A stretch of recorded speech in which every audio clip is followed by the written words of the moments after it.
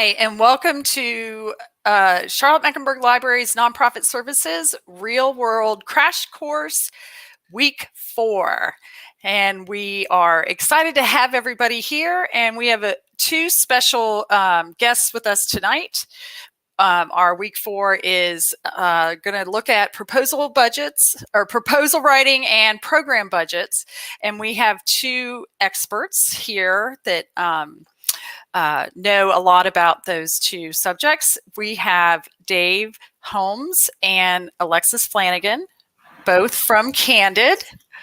And I want to introduce them and give a little background, and then I will hand it over to them and they will get started because I know they have a lot of really good information to pass on. All right. Well, we are very lucky to have Dave Holmes. He is the program manager Midwest with Candid.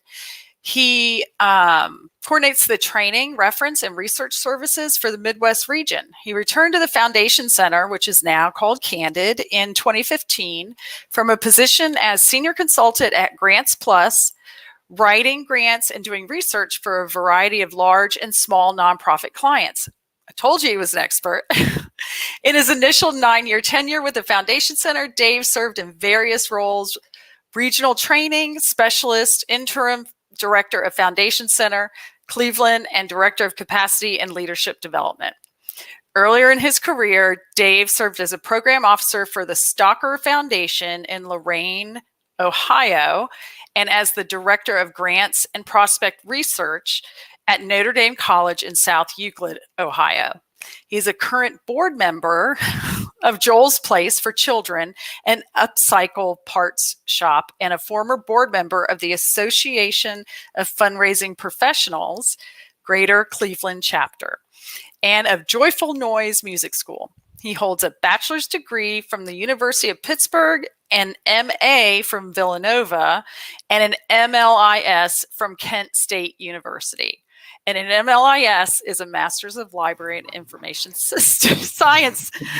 So he is a librarian, and we are very excited that he reps us in these trainings. And then next we have Miss Alexis Flannigan. She is the Network Engagement Manager South. So she takes care of me very well and my team. And she has spent over 20 years in Atlanta social sector, including inciting change in intersecting aspects. Prior to her role at Candid as Network Engagement Manager South, beginning her tenure as Community Outreach Manager with Foundation Center South Classic, she served the public as a Montessori teacher for many years, and more recently as an ECE site director within homelessness, spearheading outreach, advocacy, and public benefits services. You guys have done way more than me with your lives, and that is incredible. As a network engagement manager, Alexis serves as liaison by providing a deeper level of engagement, technical assistance, and training to the Southern Region's Funding Information Network, which as nonprofit services at Charlotte Mecklenburg Library, we are a funding information network. Alexis strives to encourage and inspire each and every person she meets and hopes to always do so with a sunny disposition and a warm smile. So I would love to welcome both of you, and I appreciate your time for tonight, and I'm going to go ahead and hand it over.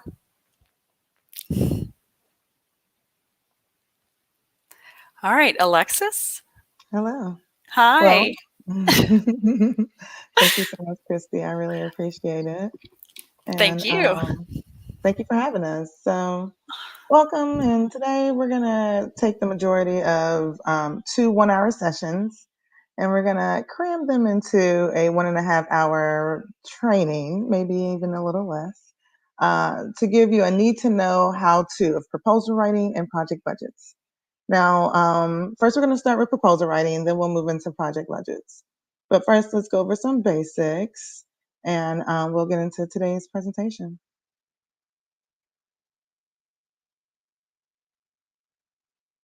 As you can see, These are the lovely people who are joining you today. Christina Dooley, David Holmes, and Alexis Flannigan, respectively.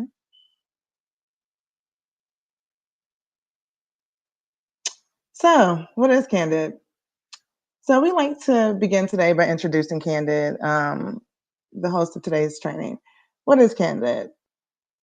On February 1st, 2019, Foundation Center and GuideStar joined forces to become Candid, a 501c3 nonprofit organization.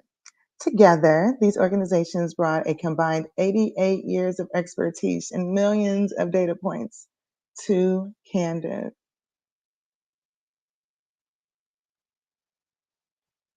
Why Candid? So every year, millions of nonprofits spend trillions of dollars around the world. And so Candid finds out where that money comes from, where it goes, and why this matters. And we believe that an effective social sector is critical for a thriving society. We also believe in the importance of solutions for the sector by the sector. With Candid, nonprofits, foundations, donors, and the public can all be on the same page. So, how are we doing this? We're doing this through research, through collaborations, through training. Candid connects people who want to change the world to the resources they need to do so. And so, this is our response to some of the global events that have happened over the course of the last year. And so, number one, we want to thank you for being a part of Candid's learning community. And we recognize that this may be a challenging time for many. Candid has shifted its key learning opportunities to a virtual format.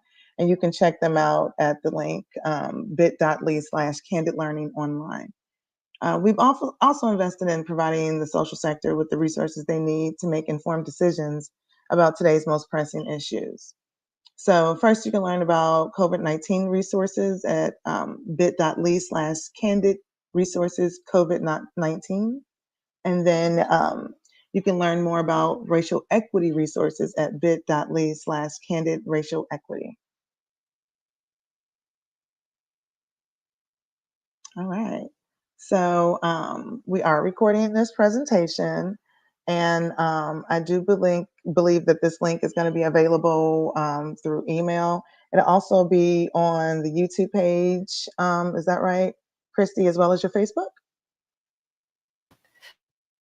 Yes, so it will be live. I mean, it'll be recorded and it should immediately pop up on Facebook Live as well as the YouTube channel.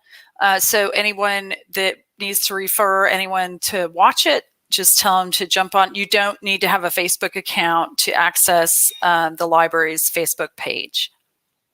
All right, thanks so much. Well, all righty. Welcome to Introduction to Proposal Writing and Proposal Budgets and Project Budgets. So, as we stated, we're going to take most of the time. We're going to cram these two different sessions into a little bit over an hour's worth of training.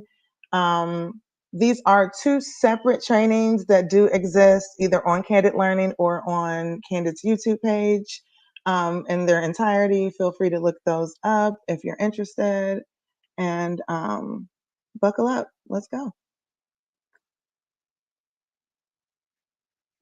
So upon completion of this training, you should be able to list the basic elements of a proposal, draft a standard proposal project budget, identify next steps for submitting a grant proposal, and then follow up with funders after submitting a proposal.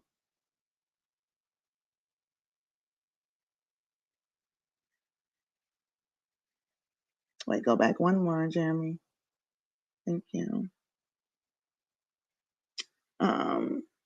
So upon completion of the second part of our training, we're going to explain the basic elements of a project budget, estimate a project's expenses and income, and then follow up after your project is funded. Thank you.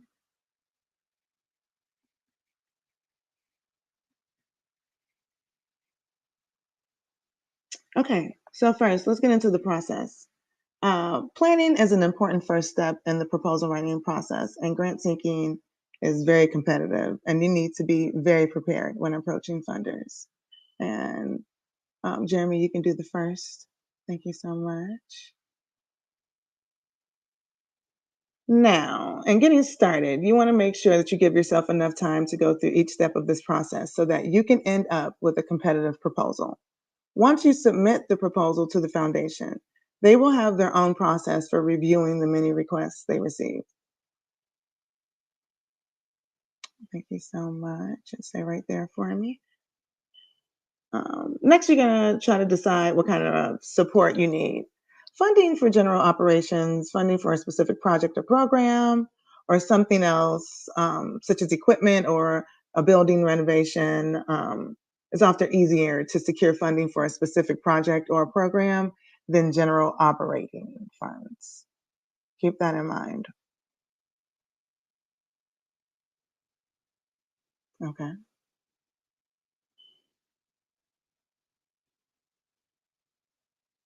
Now,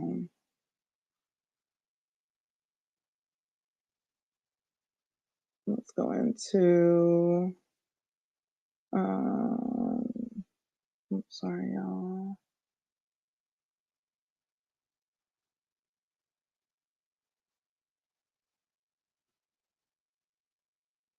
Okay, now we're going to talk about writing a little bit more.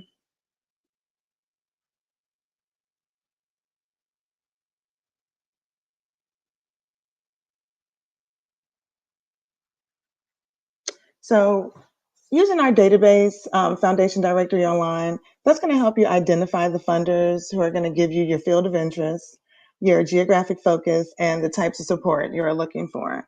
To learn a little bit more about Foundation Directory Online and how to use it to find grants, take our Introduction to Finding Grants course. And then go ahead to the next one. Last but not least, remember the why is as important as to who, meaning that once you have identified a list of potential prospects, you need to tell them why they should care about your particular project or program based on their specific interests. How will it help them to achieve their goals as well as your own?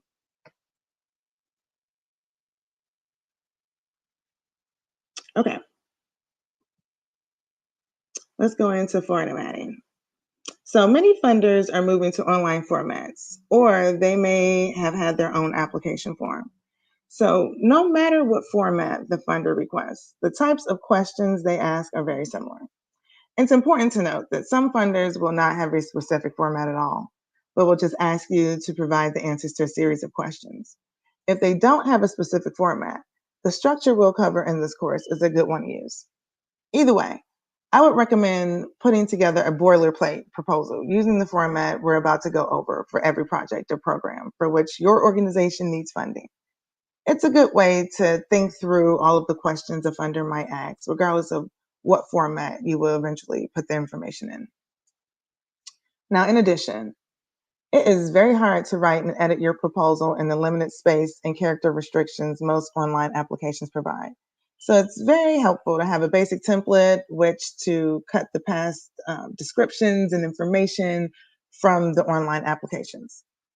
Also, with many online applications, there isn't often a way to save your work while you're preparing it, or you may sometimes lose some of the information, what has happened to me in many different various ways, unfortunately. Um, so, having that boilerplate will be a really good backup plan. But even with this template, you may want to remember that a proposal is like a resume when you're looking for a job. So you still want to tailor it to meet the job description, or in this case, the funder's guidelines and interests. But this will give you a really, really good head start. Okay, stay right there for me. So these are the basic elements of a standard proposal. Okay, so we're starting with the executive summary. Um, the narrative, which is the largest section of your proposal, is going to describe your statement of need, your project description, your organizational history background, and then finally the conclusion. You will also need to include a budget along with the supporting materials.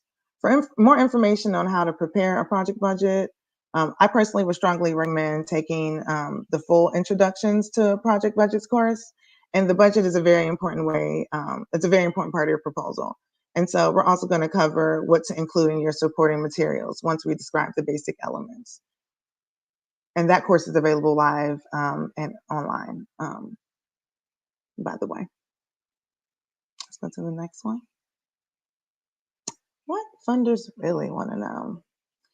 So, in order to write an effective proposal, you must be able to make a compelling case for support. A grant is an investment, and with any investment, the funder is looking for a high rate of return with a low risk. A grant is an investment in your organization. The issue that you're trying to solve, your constituents, your community, your impact. A low risk means that you are capable of carrying out this project in the most effective and efficient way. But with that in mind, here are the questions that most, if not all funders, will want to know the answers to. So, what specific need are you addressing? Um, so, this is really going to tell the reader what problem you're trying to solve and why they should care. It's not enough to simply state the problem. You're going to also want to back it up with supporting facts and statistics. Make sure that your facts and your stats are relevant to the specific population and community you are serving. It fits the size and the scope of your solution. No matter how serious the problem is, don't paint such a grim picture that the situation appears hopeless, and no matter how much money a funder may give you, you guys are never going to solve it. Really be prepared to explain how your solution is addressing the size and the scale of the need you are actually addressing. Thank you.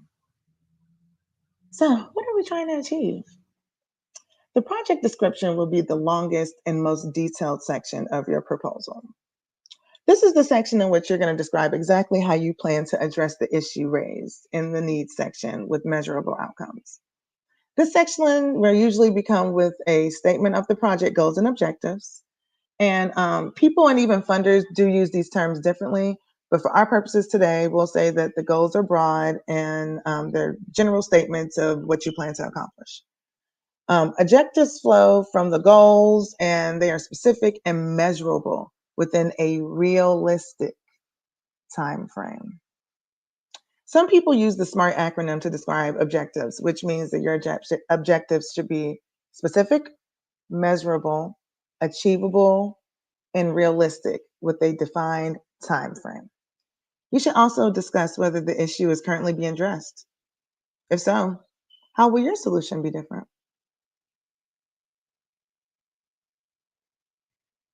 Thank you. So, what are your strategies for making it happen?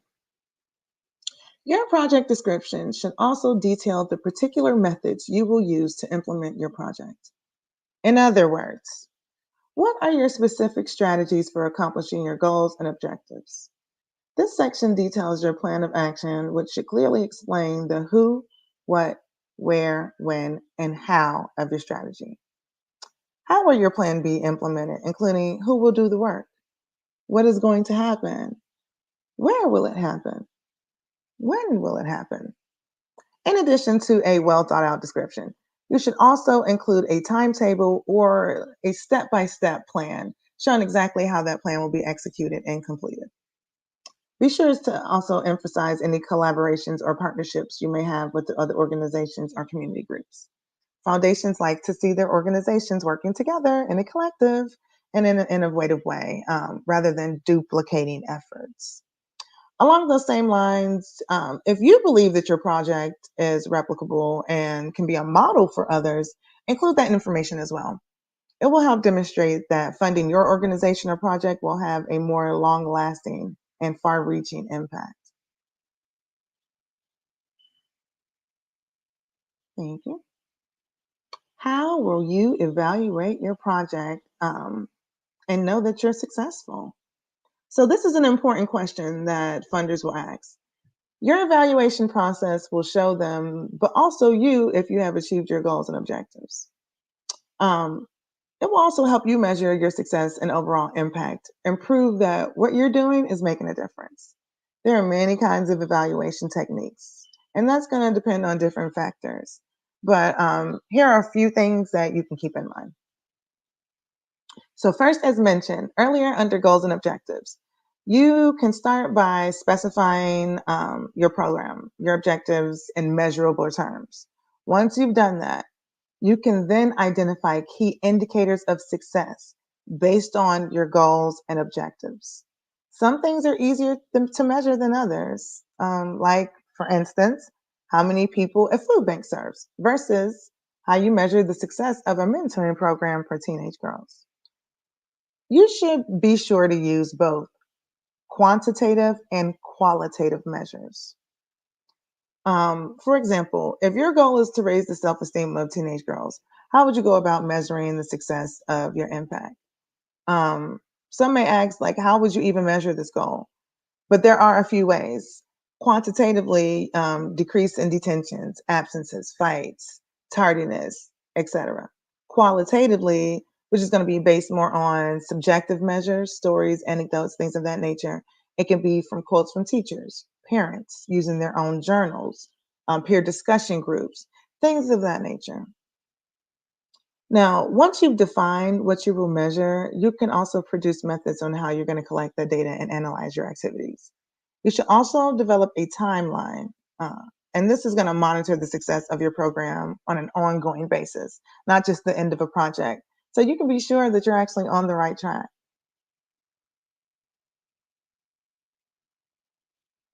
Thank you. So, why are you guys the best organization to do this work?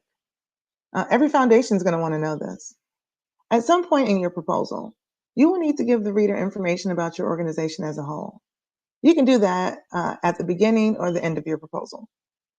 This is where you talk about your mission and your organizational history, along with other programs and services.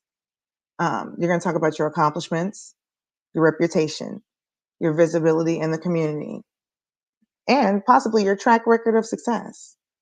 Now, bear in mind, most foundations will be looking for a track record of significant accomplishment.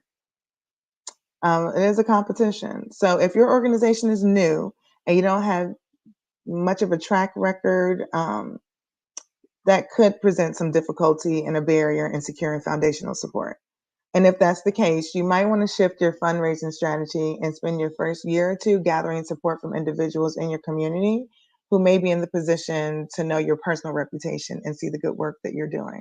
And you're ensuring that if you're going this route, you guys are keeping a really good log, making sure you have your stats and your data of all the work that you guys have done. How will the project sustain itself in the long run? So foundations tend to think in the long term, in the macro. Before funding your project, they may be concerned about how you will sustain it after the grant period ends. No foundation is going to fund you forever, and your nonprofit cannot exist on grant support alone. You need to think through how your organization will support itself in the long run.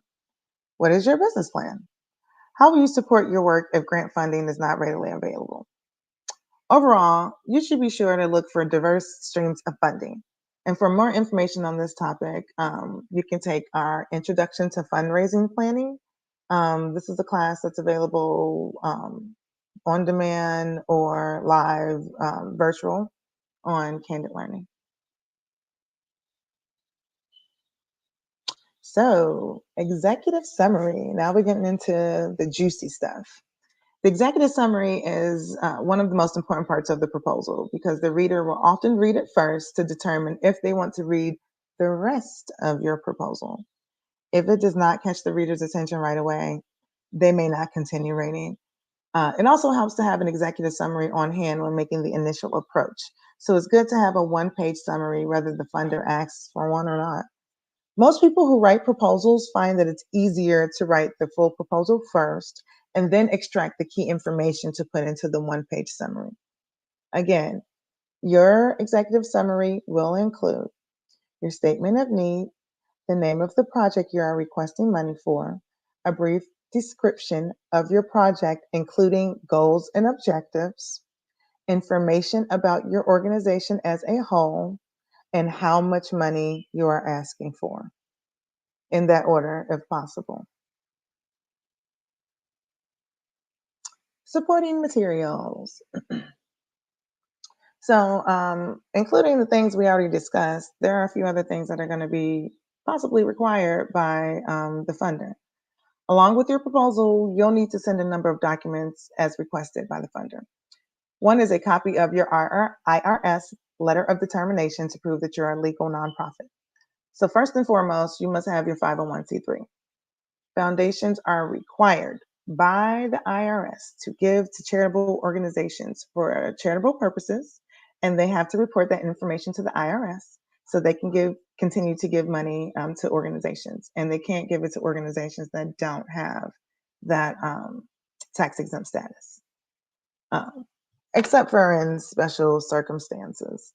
The funder will also want you to send other financial documents along with your proposal budget, such as your organization's most recent audited financial statements, your 990, and perhaps your general operating budget for the past few years as well. Things like audits can be expensive, so if you don't have something the funder requests, don't just leave it out. Call and ask if they will accept something else instead. The funder will usually request a list of your board of directors. Be sure to provide names along with professional affiliations. It's also a good idea to supply brief biographical information of your key staff members to point out once again that the people carrying out your project have sufficient knowledge and experience to ensure its success. The main thing here is to include everything the funder asks for and very little of anything else. For online applications, it is okay to add links to additional information where possible. Overall, you want to make sure that your proposal is legible and easy to read with no typos. Make sure you don't use any fancy fonts or binders. They will typically ask that you do not use staples since they often have to disassemble proposals and make copies for distribution to the review committee. They sometimes ask you to send as X number of copies with your original. Always, always follow each funder's guidelines to the T. The first indicator of your credibility is whether or not you can follow directions. Okay, thank you. So, key takeaways. You want to start with an outline. That's going to help you better organize your thoughts and pinpoint the key things you want to say. You want to keep your language clear and concise. Avoid jargon or acronyms that the average reader is not going to understand, but also tell a compelling story. Make it persuasive. Focus on the funder's interests, not just your own. Do your research. Know who you're approaching and why. Follow the funder's guidelines. Always, just always follow the guidelines and revise and edit before submitting. And be sure to have someone look over that before you submit as well. All right, so we have a little exercise here. Now, I believe the handouts are provided for you guys by way of a link. And so, using an exercise, we're going to help the class be a little bit more interactive and allow the participants to test their knowledge of what they've learned. Depending on your style or audience, we can do this exercise this way. So, just think about it.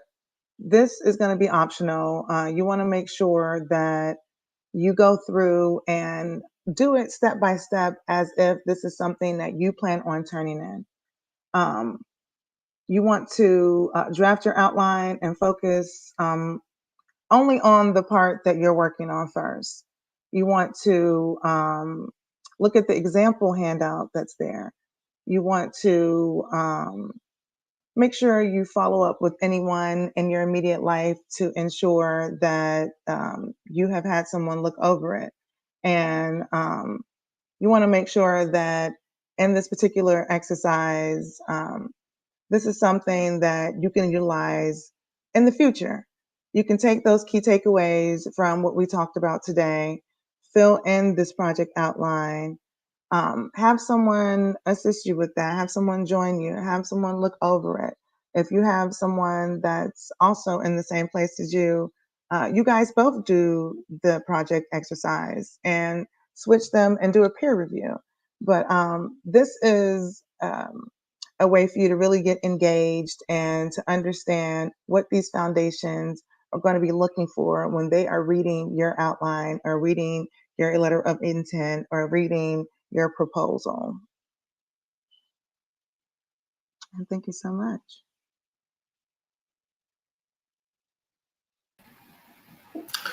All right, and I think I'm going to take it over from Alexis here. Thanks so much, Alexis, for talking about the narrative, the proposal narrative. That's really one of the two parts of the grant proposal that people run into and find troublesome, is getting the story straight, telling what you're going to do and how you're going to do it. And the outline that Alexis just gave you is the perfect way to understand how to tell a story clearly to a potential funder. But there's another part of this it's usually the least favorite part of people that are learning how to write grant proposals and that are trying to connect to different funders, and it's the project budget. There is really no one right way to do a project budget. I'm sorry to tell you right at the beginning here, but we concentrate on the kind of things that a funder is going to say to you and is going to want to see in a project budget. So that's how we've outlined this. And if you want to go on the next stuff, this is the kind of stuff that a funder is going to be most interested in. They want to know, from all the things you said in the proposal narrative, all the stuff that you've written up to this point, if you have a good estimate of what the thing is really going to cost if you're going to do your project. The other thing they want to know is, how are you going to pay for that? All of the income that you have to get to meet the costs of that true cost, they want to understand that you have some plan in place to get that money. Now, I know Alexis has already talked about sustainability and where you're going to continue to support this, but this is where the potential funder is going to want to look at it and see it in numerical structure.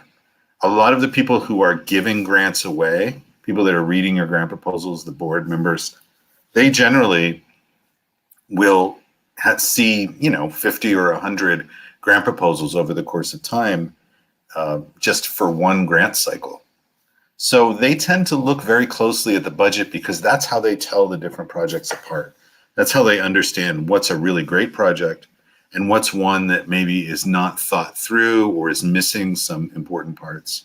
So we're going to talk about the things that they care about when they read it.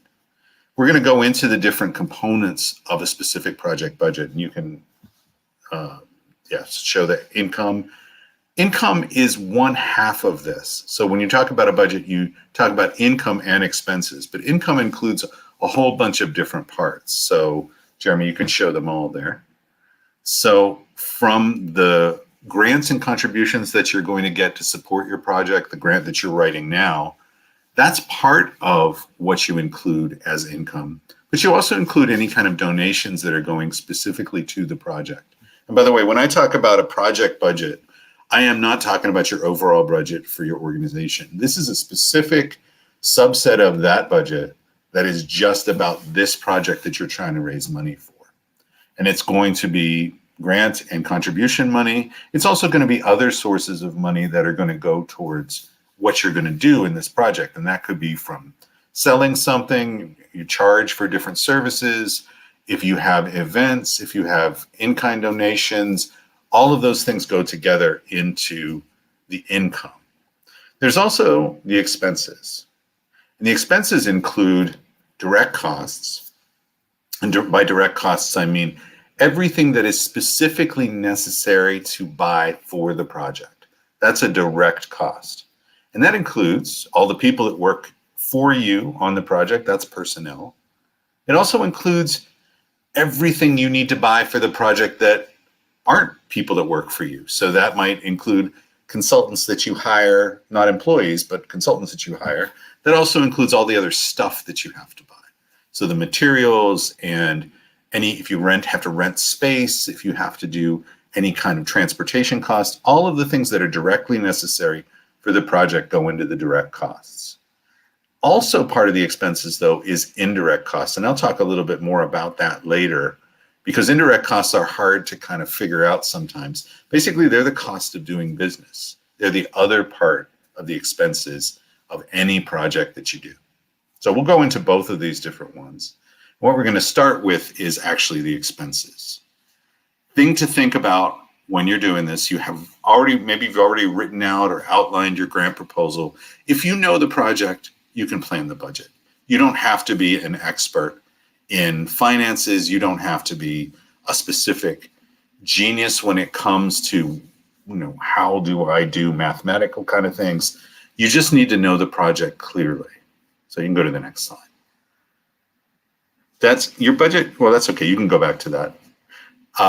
When you talk about your budget, it should always be something where you look at the numbers and you understand immediately that this is the same project that you read as a narrative. If I'm reading this and trying to decide if I'm going to fund it, I should look at the budget and it should look exactly, in my mind, like what you said in the narrative. So everything you say in your proposal, if you say, we're going to have the kids travel to 7 schools for this project, they'll want to see how is that transportation to these different 7 schools covered. You're going to have a supervisor, you're going to have a couple of assistants. Are they mentioned in the budget, and how much do they cost? Everything in the proposal should be there in the budget so a funder can understand it. My one bit of advice about any budget, no matter what structure, maybe the funder that you're going to approach has a particular form they need you to use, but however you lay it out, even if it's just in a simple Excel spreadsheet, it should be clear. It should be as clear as you can make it. That mirror reflection is it should be a still water. It should be a clear mirror, very clean, so you don't see any kind of confusion between what it is you say in the narrative and what I'm seeing on the 1-page budget. Okay, next slide. How do you know this? How do you know the costs so that you can make this clear? Remember I said that funders, a lot of the times they're reading more than one proposal. They're reading like 50 proposals or 100 proposals at a time. If you don't know what something costs, it's not a good idea to guess and put guesstimates in there for anything that you're going to list. Funders tend to know what things cost. So before you start writing down the final numbers, do some work. And next part, make sure that you get at least 3 estimates for everything that is going to have a varied cost. Now, you may not have like varied costs. You may look on Amazon and look at a couple other places and it has the same cost for what you're looking to get. Maybe you know that you're going to be paying this person a certain salary, but make sure that you do some research and you can justify all the numbers that you use.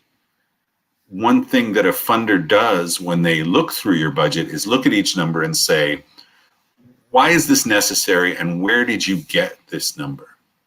They don't necessarily want to see all the documentation of that, but if you're doing a renovation project, you don't want to just go with the first person you ask.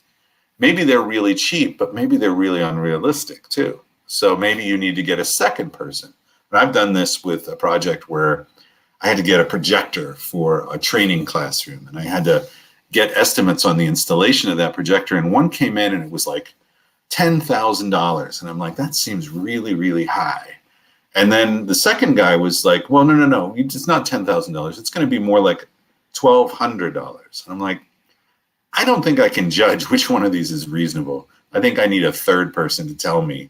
And the third person was kind of in the middle, and that's really how it came out. So choose the reasonable estimate, reasonable and appropriate. Most private funders, private foundations, they don't necessarily want you to use the lowest estimate if it's not real, because they know that once you get done with all this fundraising and you get your grants and things, you have to go out and do this project. So you don't want to like put a really attractive number in there, a real lowball number, thinking that the funder is going to fund it. And then you'll work out the problem later on when you don't have enough money to do the project for real. You want to be as realistic as you can. This is a little bit about estimating people, estimating personnel costs. And by the word personnel, what we're meaning specifically for this is people that work for your organization, that are employees of your organization. So not consultants, not people that are not employed by the group, by your organization. That's going to be all the people in this estimated personnel cost who are working on the project, directly on the project. And again, I keep coming back to that direct cost, because the executive director, the program assistant, the tutors, these are all the people listed who are working on the project, but they don't all work for the same amount of time on the project. And that's where you have to do another calculation. Tell in your budget how much time they're going to dedicate to the project. For example, the program director, maybe they spend 100% of their time just on this project.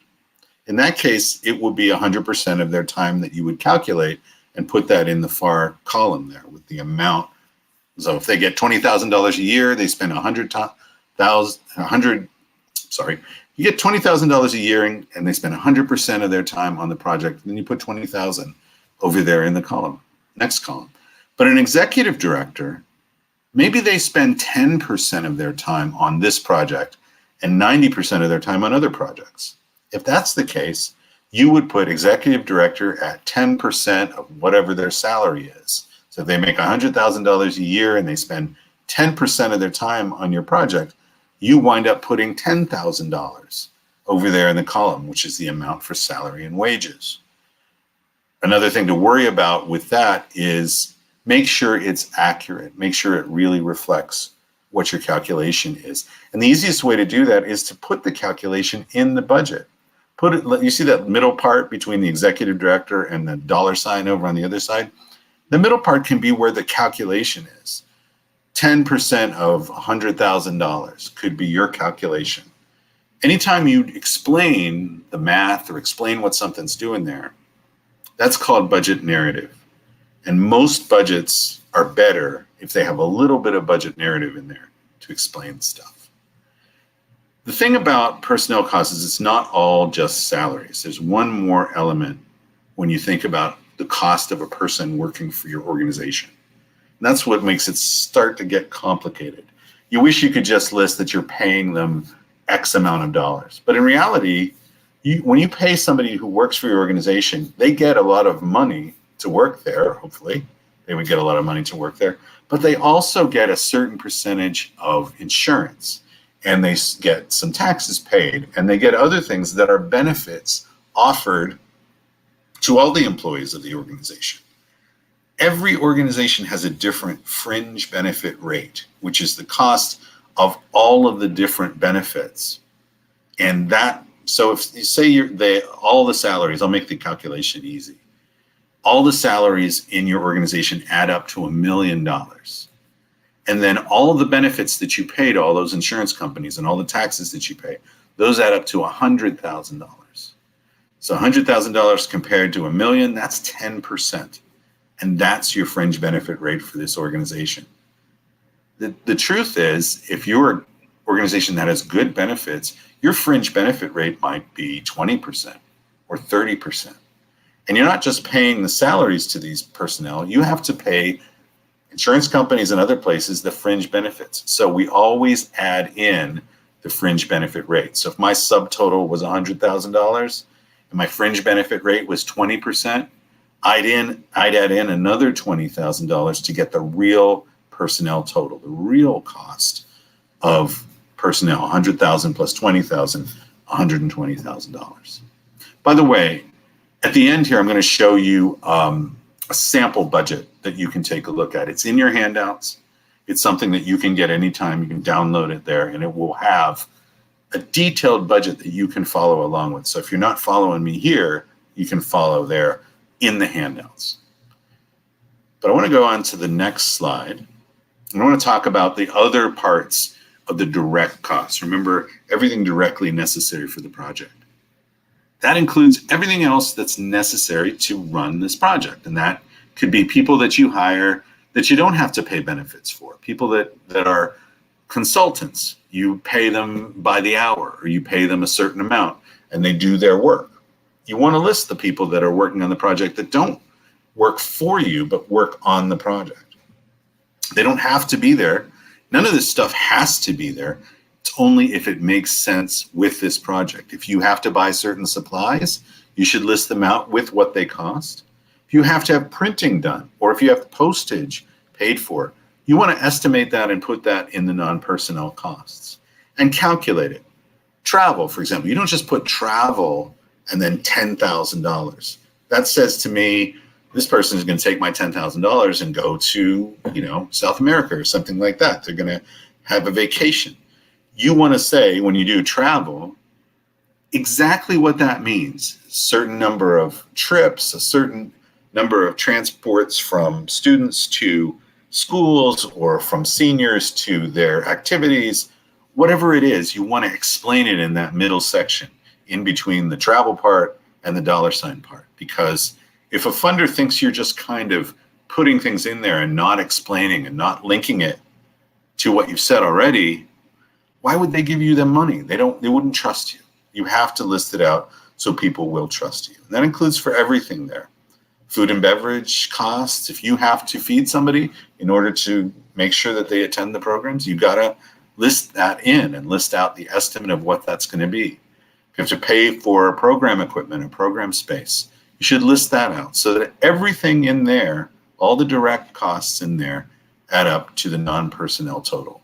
And the total of both the non-personnel and the personnel makes the total of the direct costs. That is going to give you a number to work with, but there's more. So go to the next slide, please. There are also indirect costs, and we'll go into talking about those now. Indirect costs have a lot of synonyms, a lot of different ways to talk about indirect costs. One is to call them overhead or support services, administrative costs, general operating costs. They're all the same thing. And they're basically the cost of doing business. You can reveal the rest of that. Administrative costs, overhead costs, support services, operating costs, the rest, one more, the hidden costs. So I'm running a program, and I want to make sure that it can be run. I need all the parts of that program. I need the people that are going to work on it. I need the supporting materials. I need all the space and all that stuff. But I also need to be able to keep my organization going while I run the program. And that's where the hidden costs are. And they can be very, very important. Next slide, please. This is how we illustrate it with this iceberg, because everybody can see the visible costs. Oh, you got 5 people working on this, and you're working with 7 kids, so they all have to be fed. So you get food for 7 kids. But underneath is all the cost that goes into the operating of the organization. So you have your project costs on the top, and on the bottom you have things like rent for the whole organization, not specific rent for one project, but the whole organization's rent, the whole organization's utilities, office supplies, staff like fundraising staff or administrative staff, any marketing. That is all behind the program. It's not essential to the program. It's not direct expenses on the program, but it needs to be spent, and you can't usually calculate that out very clearly between, maybe you have 5 programs in your organization. Have you ever tried to calculate how much toner or something is used on one project rather than another? You can't really say. So you take a portion of each of these indirect costs, each of these hidden costs, and you ask for it from each of your projects. So let's see how that works out. You can calculate this indirect cost rate the same way that you would calculate the costs of fringe benefits I talked about earlier. Just like I said, all different kinds of organizations will have a different fringe benefit rate, the cost of their fringe benefits. All organizations are going to have a slightly different indirect cost rate, because you're going to spend more money directly on programs and some money directly on the things that support those programs, the indirect costs. So this is a way of calculating it. And by the way, if you don't want to do this work, I strongly encourage you to work with your finance person when you do budgets, just to get this kind of higher level stuff.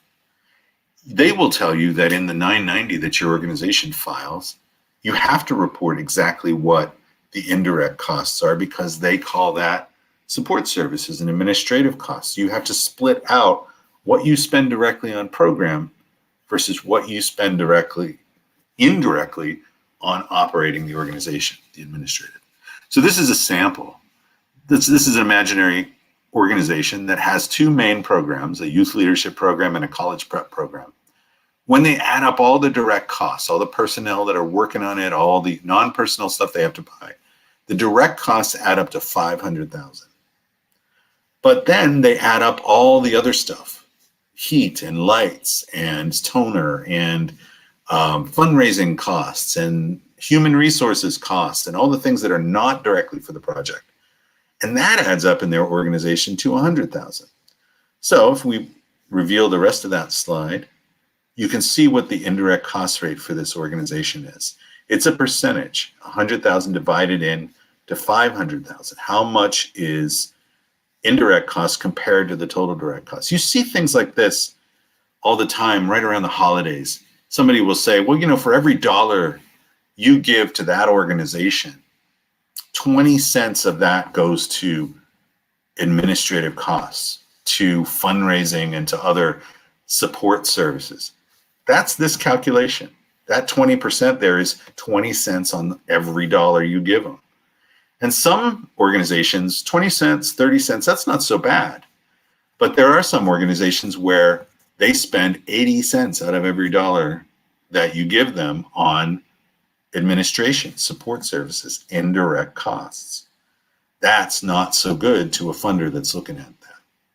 So you should know very clearly what this is for your organization. Most organizations, I think, are somewhere in the 20 to 30% range. There's no perfect one. If you have a lot of overhead costs, your overhead rate, your indirect cost rate is going to be higher. You don't have a lot. You run a website or something like that. That's not going to have a lot of overhead. So you probably will have a lower indirect cost rate. But the thing is, going to a funder and asking them for money to support your indirect costs, support your administration, doesn't work all that well. Most funders like to support programs. So when you put a budget together, make sure you incorporate in every program budget a little bit, a percentage of your indirect costs, so that when you ask for money, you'll get some money to support the project and a little bit of money to support all the other things to keep your organization going while you do the project. So we can go ahead. And now that's essentially talking about the expenses. And remember, I did say at the end, I will talk about the handout that has a sample budget for you. One other thing I do want to get into, though, is the income. So that's going to be the next thing that we talk about, the components of the budget that include income. Most funders, when they have you write a grant proposal, you have to include a budget, a one-page budget. And on that same page, a lot of the time, they want you to include your income. So say your budget adds up, I'm making a lot of round numbers here, $100,000. Your income should add up to $100,000 too. You may not have that money right now, and you probably won't, because you're asking for some of it by writing the grant proposal. But you should show where you plan to get that money from. So you have a showing your income column there. And that includes the grants and contributions, I mentioned those, and the earned income. That can be anything like a government grant, different foundations. Maybe you're asking 5 foundations for money. What we're asking you to put in the showing your income is, what do you anticipate getting from those foundations? You may have some of it in hand. You may be waiting to get some of it, but you should list where all the money's coming from. This is your plan to fully fund your program. It's nice to sometimes put little notes, little budget narrative that explain that you have $100,000, you have $75,000 on hand, and you're asking this foundation, whoever you are, for the $25,000 you don't have yet. That tells me that you are getting your money from different sources and you're diversifying. So if I decide I can't give you the full $25,000, you seem to be able to find out where else you could get those funds. And remember that it doesn't all come in one way.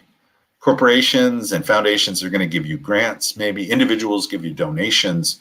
Earned income is more charging for something that you're doing. So you charge fees, or you charge for admission to events. Maybe you have a membership program, and that's where some of the money towards this project comes from. The other thing that gets given is in-kind support, and that's donated items. We'll talk a little bit more about that in just a second. Go to the next slide. In-kind contributions means everything you get given to you that isn't in the form of cash.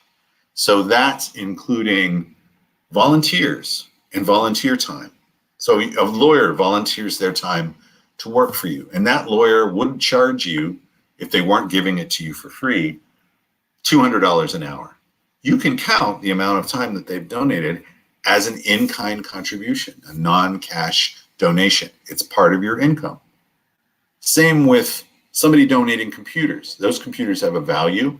If you didn't get them donated, you would have to go out and buy them. And in fact, in-kind contributions show up on both sides of the budget.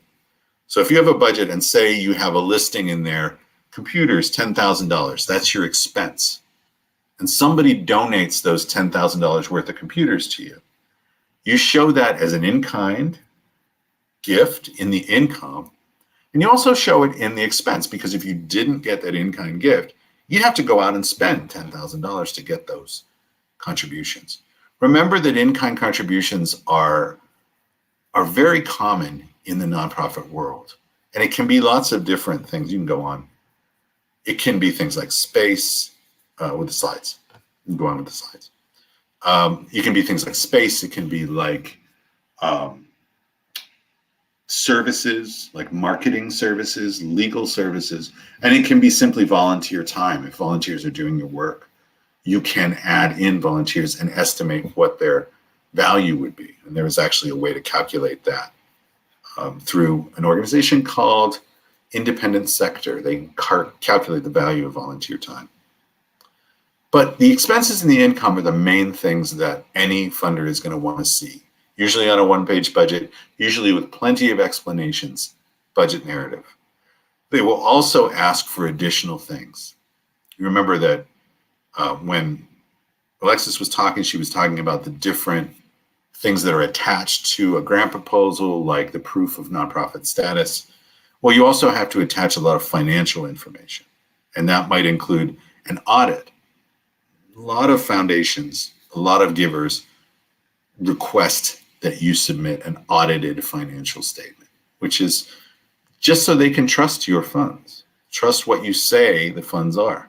They will often want to see organization-wide budgets for recent years, and maybe a list of the other funding sources and supporters.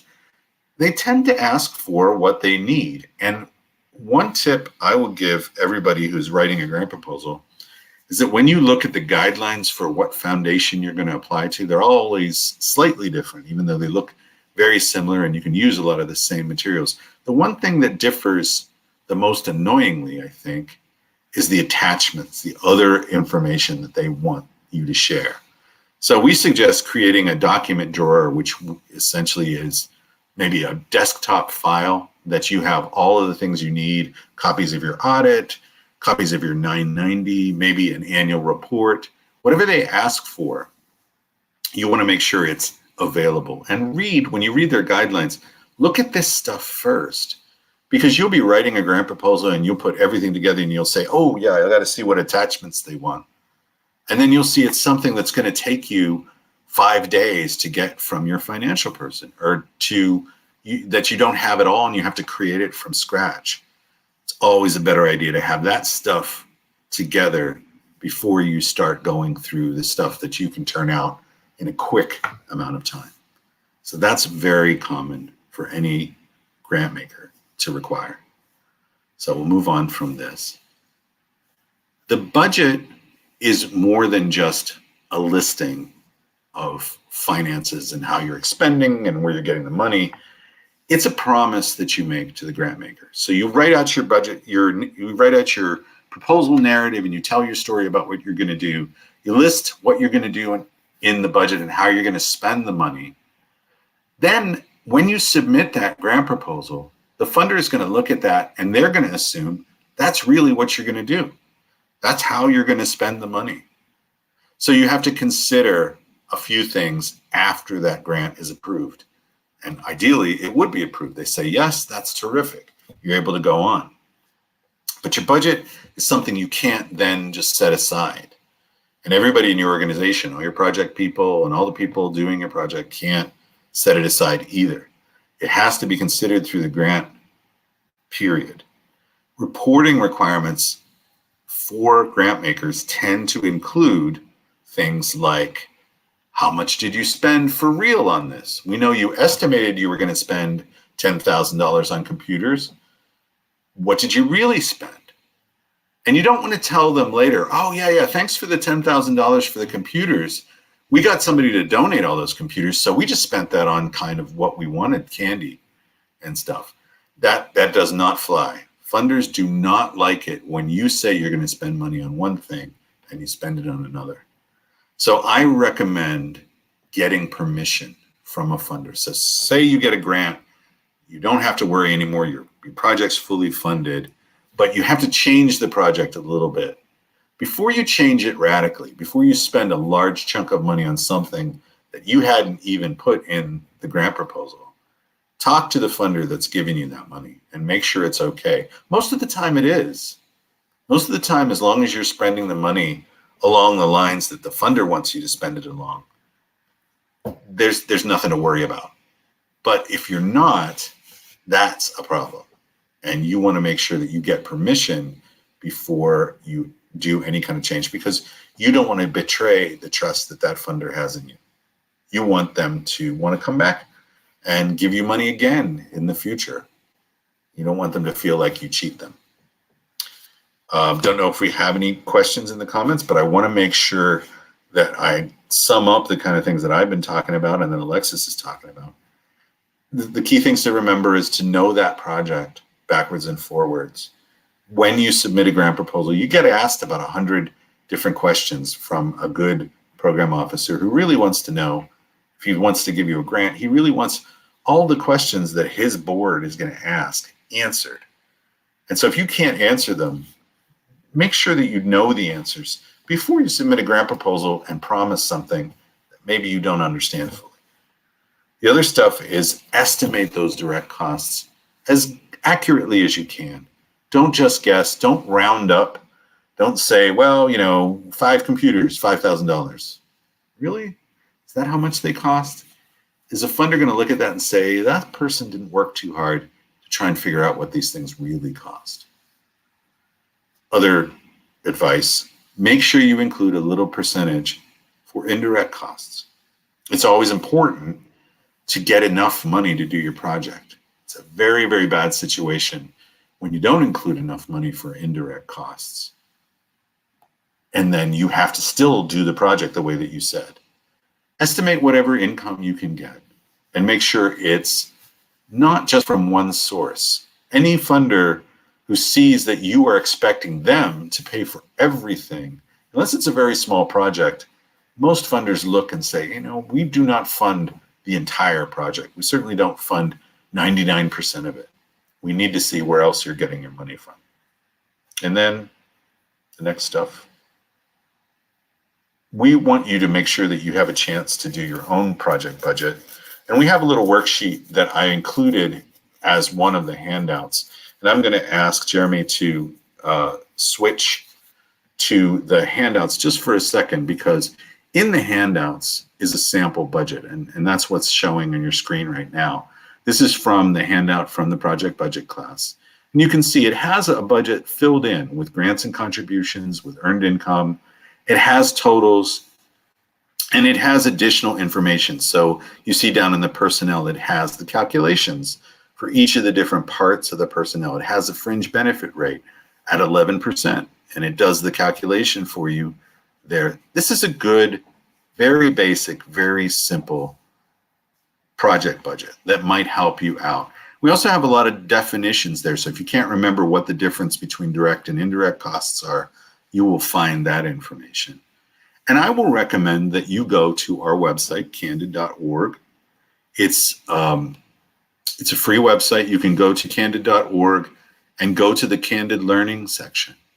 And in that Candid Learning section, we have, in addition to training classes and recordings of programs like this, we have sample documents, sample grant proposals, sample letters of inquiry, which are short versions of grant proposals, sample budgets that you can download and take a look at. You don't have to do it all one way. Just make sure that whatever way you choose fits with the guidelines of that particular funder.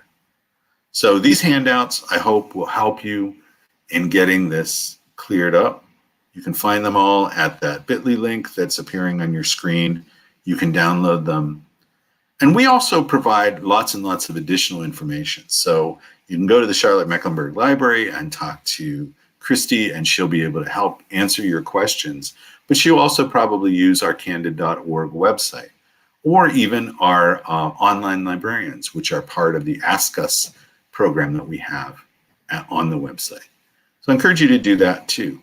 And I'll tell you, I've done a lot of different budgets. I used to be a program officer, and I used to read grant proposals and budgets. I used to write lots of different ones for different forms. And I would say that I'm still hearing new questions about how to do this and how to do that. I never answer legal questions, and you shouldn't try and do it, like guess at them either. My answer always, when you have a budget question that you can't understand, that doesn't seem to make sense in the explanation, is to talk to the funder that's asking you that question. Give them a call, send them an email if you can, and ask them directly. All right, well, thanks. We can go back to the slides, I think, and ask if there's any questions. I don't know if anybody has submitted questions, or if you don't have any, Christy, you can ask a question if you want to make one up. I'll answer. I actually have a couple questions. Great. All right. So the first thing is, as this would be coming from somebody that, is brand new to proposal writing. Sure. Do you include the costs of writing the proposal in the budget? So if you and the executive director, are spending, quite a few hours on it, and then you have to pull in the finance director. So do you take that time and put that into the budget? You put it in the budget, but not as a line item, because that's not a direct cost. When you do the cost of fundraising, the cost of that administrative stuff, it's not the direct service that you're providing to the people that you're serving. I mean, it goes into it because eventually the money comes in, right? But it's not directly related to that project. It's indirect costs. Okay. So fundraising and administrative costs that are outside of watching over the project, that comes in the overhead area. Okay, thank you. I was wondering about that. And then also you spoke about the percentages when you pull for indirect costs and for fringe benefits. Yeah, 20 to 30% for indirect costs, 10% for the fringe benefits. Is that kind of just the standard? I mean, that's like everybody kind of understands to use those numbers. It's not really a standard number, but where I drew the 20 to 35% for overhead rate, this comes from some recommendations that have been done by places like Better Business Bureau. They had a wise giving guide that does that. Our Charity Navigator also recommends a certain percentage, but I don't know if you've had the same experience, Alexis, but I know different organizations have widely varying overhead rates. I know that if it's up around 80%, that's bad. But I have heard about some. There actually have been, some scandals where, say, well, you give $1 to them and they give most of it to the fundraisers they hire. That's not something you want to hear about your organization. Right. Well, yeah. And then, I mean, that's not really being a nonprofit. Hmm. Yeah, because, they do say, when you're going to donate to nonprofits, try and look for the ones that have, the least operating expenses, Yeah. and that they put more money into their programs. But at some point you have to realize that every nonprofit is going to have to keep their doors open. They're going to have to, Yeah. pay their electric bill. They're going to have to do that kind of stuff. So going for like the one that the absolute lowest overhead doesn't mean you're going for the best nonprofit. Right. You just shouldn't be out of control. And I think that's most funders realize that. I hope they do. Yeah. I hope they do. We do have a question in the chat. It says, should you include favorable news coverage of your program nonprofit in a proposal? That's a good question. I think, Alexis, do you want to speak to that? Yeah, I feel like, I definitely feel like you may be able to shine some light on this, but that's kind of like a two-tier question because it's going to depend on the form and the way that you're submitting your proposal, I think, whereas it's going to determine how deep you're going to be able to go into that, if that has anything to do with the particular program you're writing the grant for. Say it's an application online, you can easily add a link and they can choose to click that link or not and be able to see the news coverage, including anything else that may be pertinent that's been covered by media or anything like that. Whereas if you have a paper application, it's really kind of depends on if it's pertinent to the program you're writing the grant for. Yeah, it's difficult to put in too much stuff, especially if you have a limit of words and a limit of space. So it's great to incorporate it into the narrative, but sometimes it's just not possible to. If you put it all as attachments, there's a good chance it won't get looked at. Yeah. Right. All right. It's a good thing to be able to have some engagement, though, as time goes on. Find ways to be able to let those foundations know that you've been covered, that you've been recognized. Yeah. I like doing that in like a report that you would do after you get your grant and after you do all the work.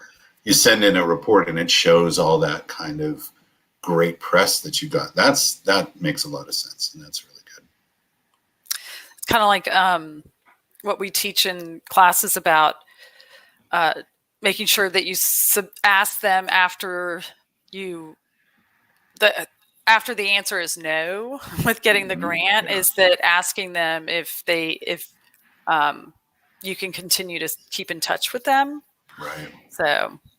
Yeah, and that's they get lots and lots of, like, they get from all sides. They get the Facebook stuff, social media stuff.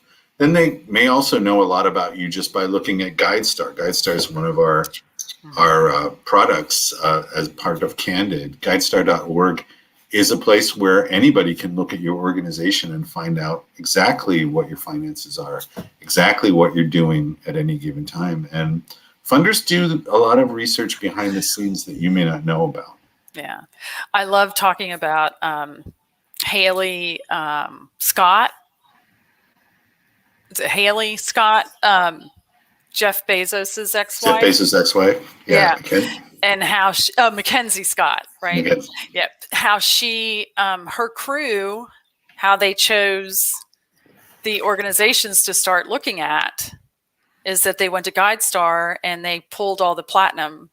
Oh, that's terrific. That's what we encourage people. And this is like a short commercial for GuideStar, but it's free. It's totally free to put all of the information you want to share. A lot of the stuff that you get asked in a grant proposal, wouldn't it be nice to have it stored in one place? And GuideStar allows you to do that for free. And it also makes sure that places like individual givers like Mackenzie Scott and other people like that run donor advised funds.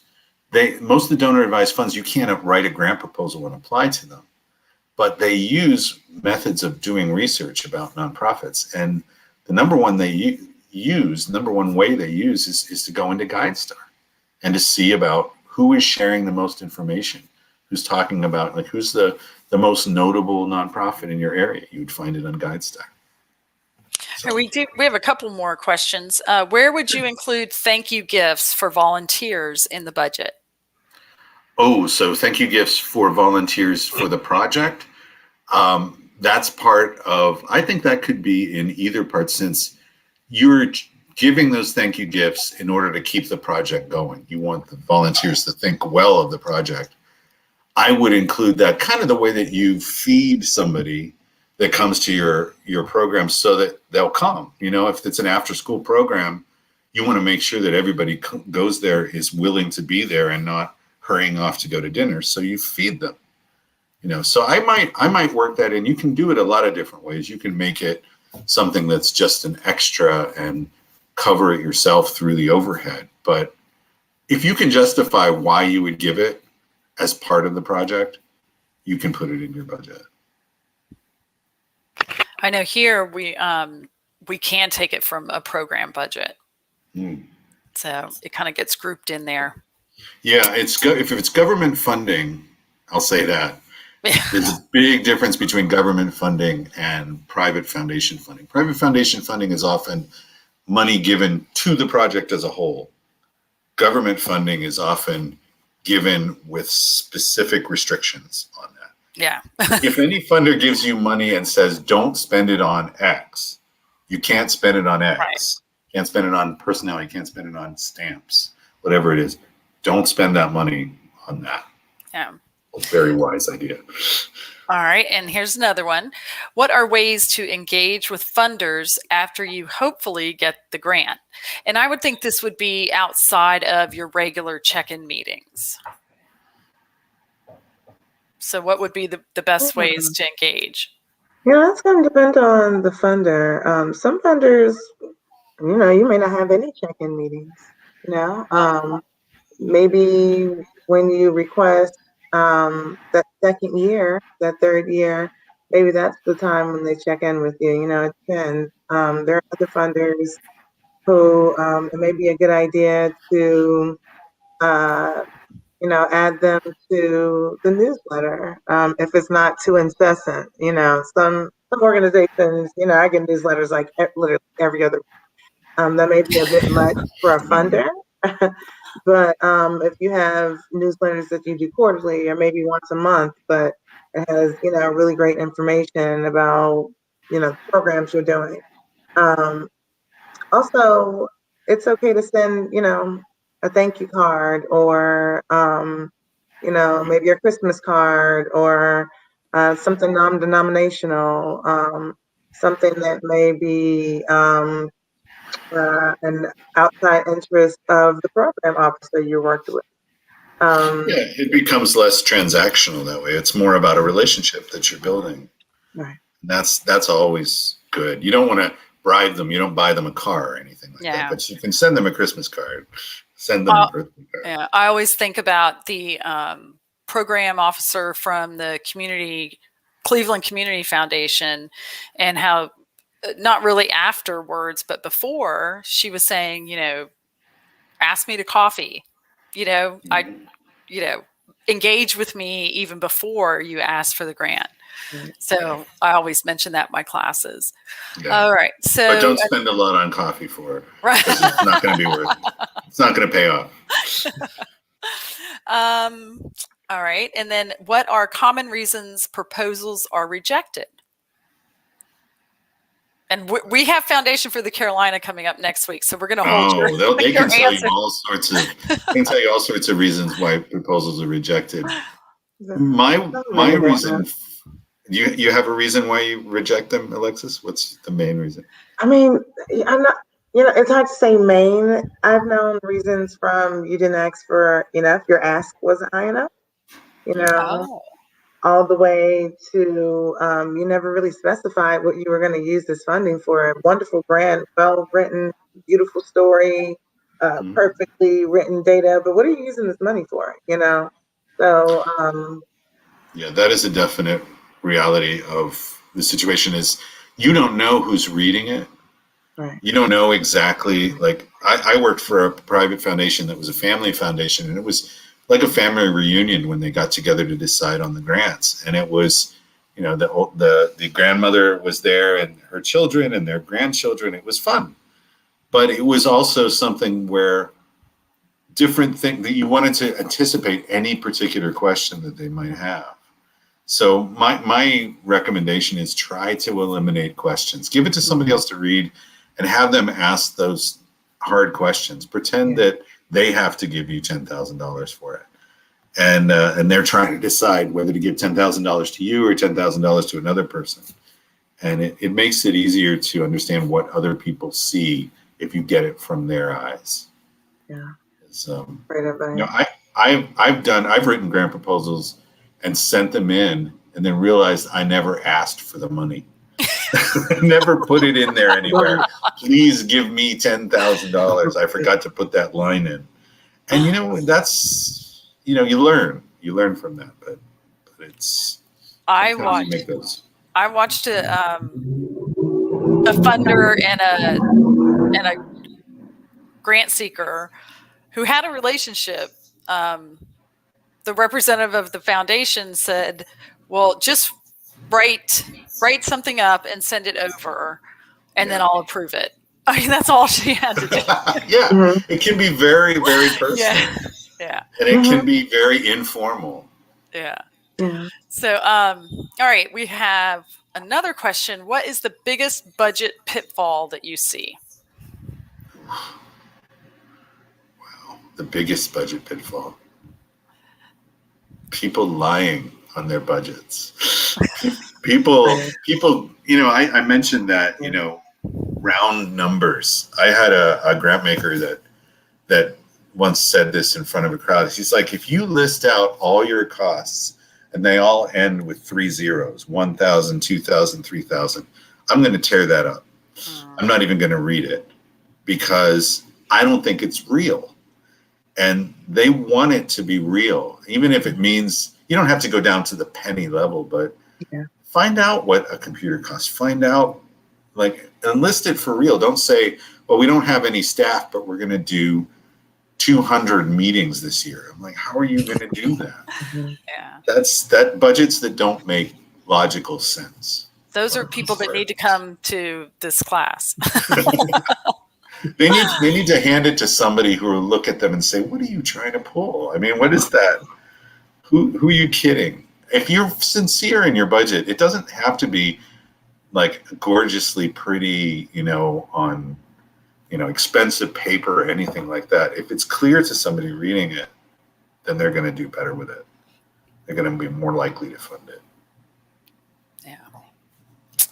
All right. I think that was the last question. Okay. Check over here.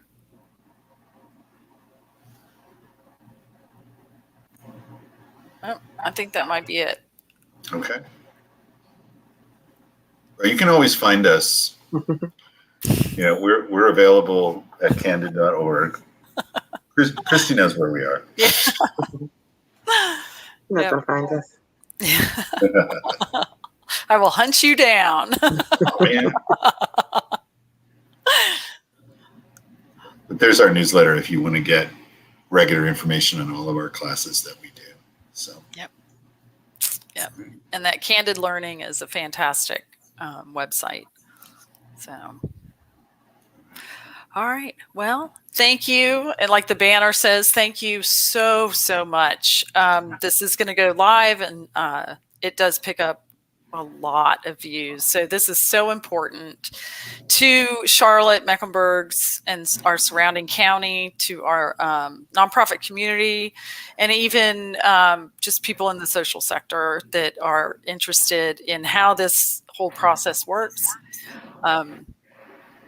So I can't thank you enough. Hopefully we can do this again.